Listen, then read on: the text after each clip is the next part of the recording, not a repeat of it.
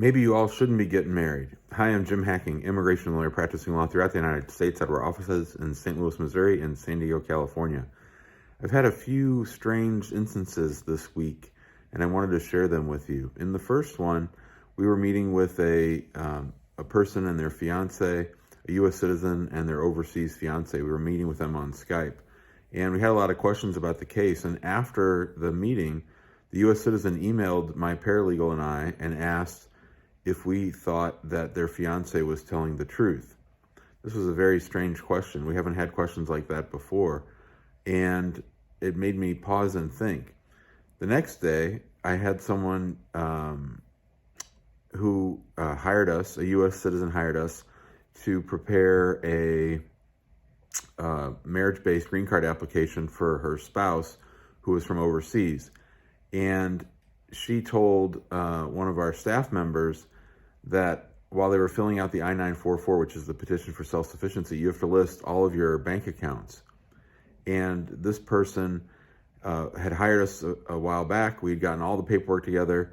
Everything was fine, but she said that she had a secret loan that her spouse didn't know about. And all of a sudden, when we pointed this out to her, she decided that she no longer wanted to work with us. And to me, that was because she didn't like the fact that we were pushing back on the fact that she was trying to hide the secret bank account from her spouse, and more importantly, from the government. We couldn't submit a form that didn't list this secret loan. And she was so afraid to tell her husband that she'd rather fire us as her attorney than tell her spouse the truth. So in both of these scenarios, I wanted to bring it up because obviously we're just the immigration lawyers. But one of the interesting things about being an immigration lawyer is that you get to see people go through a process that's very similar and see how they handle it very differently. So I think with both of these scenarios, the question must be asked for the people going through the process: is this really the right thing? Obviously, the immigration lawyers shouldn't be the ones to keep secrets between the couple, and the immigration lawyers shouldn't be the ones trying to figure out if the foreign national or if one of the spouse members is telling the truth. So, like I said, we handle lots and lots of marriage-based cases, so we see lots and lots of different people, and we sort of see the best of people, and we sometimes see the worst of people. And I'm not tying the two cases together, except for the fact that it's interesting that these marriages were a little bit shaky, and that in both scenarios, there didn't seem to be a level of trust with the two parts of the couple. And so I think that if you're at that stage, and we meet with people all the time who are having trouble with their marriage, but if you're at that stage where you're having trouble believing or trusting your spouse, you might want to put a pause on the whole thing.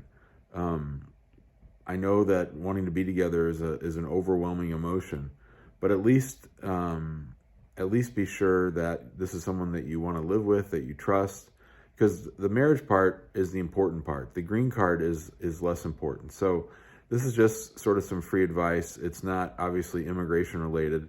I just wanted to tell you about those two situations. I don't know exactly what to make of it. I mean, with the second scenario, I was pretty upset that this client decided to fire us. We had done nothing wrong. We'd done everything right. And the only reason she let us go was because she wanted to save face with her spouse and didn't want to tell him about her secret loan that she had.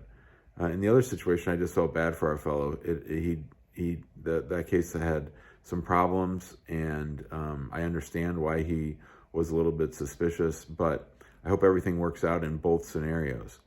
If you have questions about this, or if you're thinking about getting married, or if you have questions about the process, give us a call at 314-961-8200.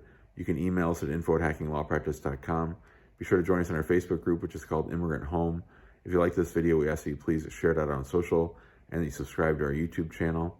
And then every Tuesday and Thursday, usually at noon Central Time, we'll be live for an hour in Immigrant Home and on our YouTube channel, answering as many questions as we can. Thanks a lot. Have a great day.